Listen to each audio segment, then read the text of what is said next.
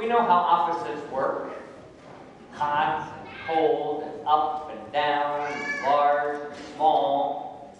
But do we know why they are opposites? Like, why are those two things opposite? And part of it is the outward expression. Clearly, this looks different than that in a very different way. But what if we take love, for example? Love. The opposite that we would identify would be hatred or hate. But why is hate the opposite of love?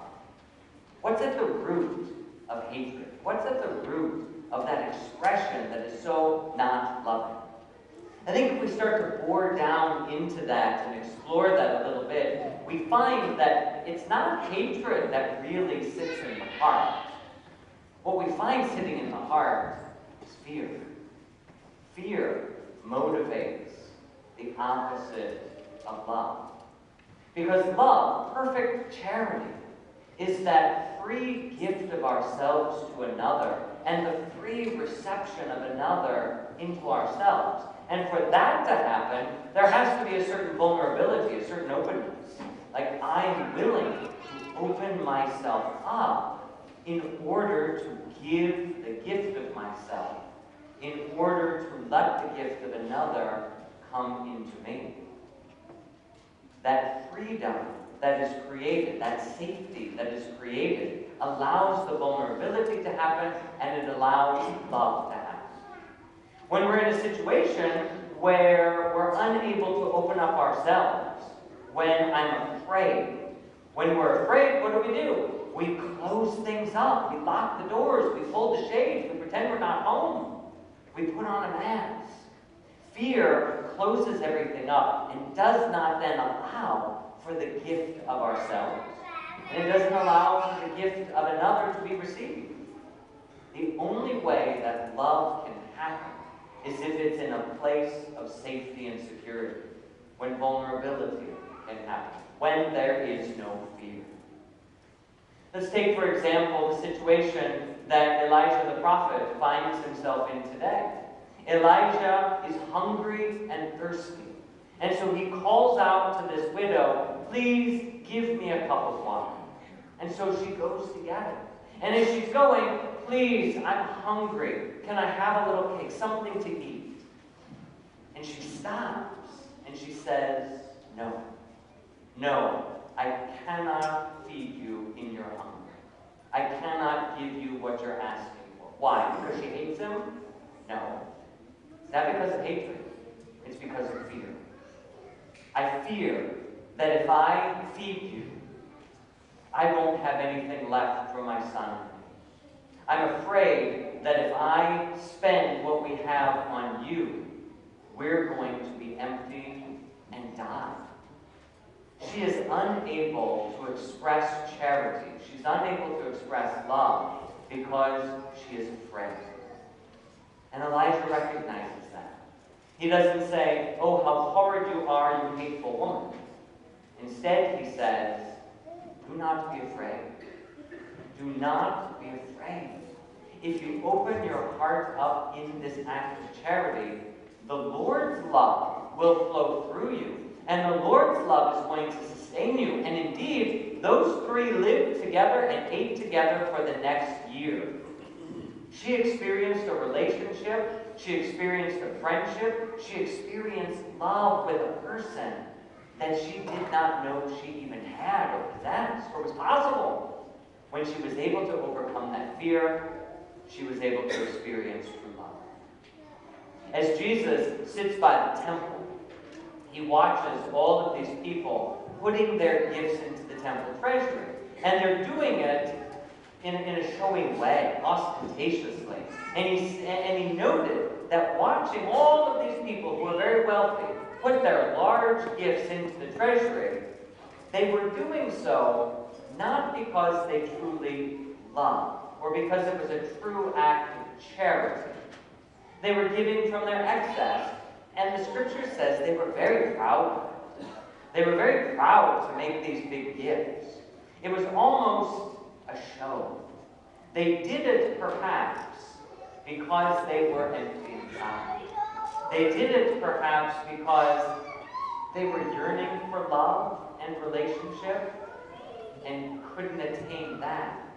And so in their fear, they had to create the image of charity, and reap then all of those things that serve as a substitute for real love: admiration, reputation, influence. People will think I'm great and they'll tell me so. Give me a place of honor. Give me that respect. That feels kind of like love. It feels like it builds me up, but it's hollow ultimately, and it doesn't last. And so those who are putting in their very large gifts solely for the sake of looking good were wearing a mask. There was the facade. There wasn't vulnerability there. There was a closed heart, and it wasn't true love. Which is why Jesus points out this woman, this widow, who drops in her 2 small coins publicly.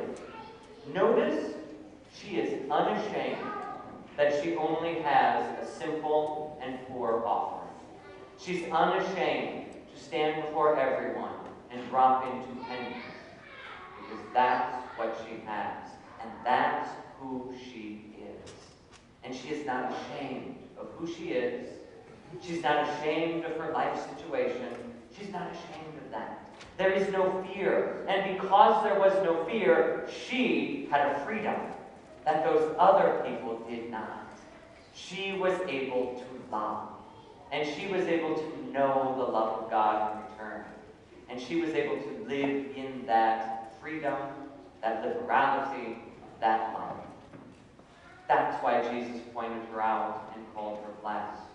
Because she entered into that place of vulnerability and gave what she could.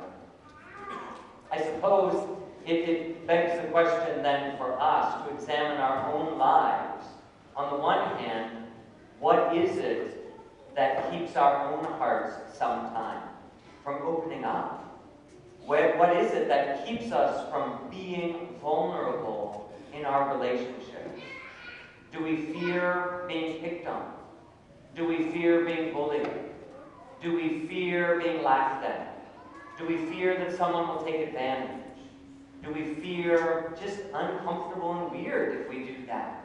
What is it that we fear that sometimes keeps us from loving perfectly or entering into those vulnerable situations? And when we begin to identify what those fears are, we can ask God to heal those things right there so that we can know love and not find substitutes for love. Because when we don't open up ourselves, when we don't open up our hearts, the human heart's made for love. The human heart is made to receive and give love. And when it doesn't get that, when it doesn't do that, the body and soul yearn for something. Oftentimes a carbon copy, a mere substitute. All of those things those wealthy donors were looking for: admiration and power and influence and respect. Not really love. A substitute. Not really satisfying. And so I think in order to find that place of vulnerability, we have to take our lesson today from the prophet Elijah.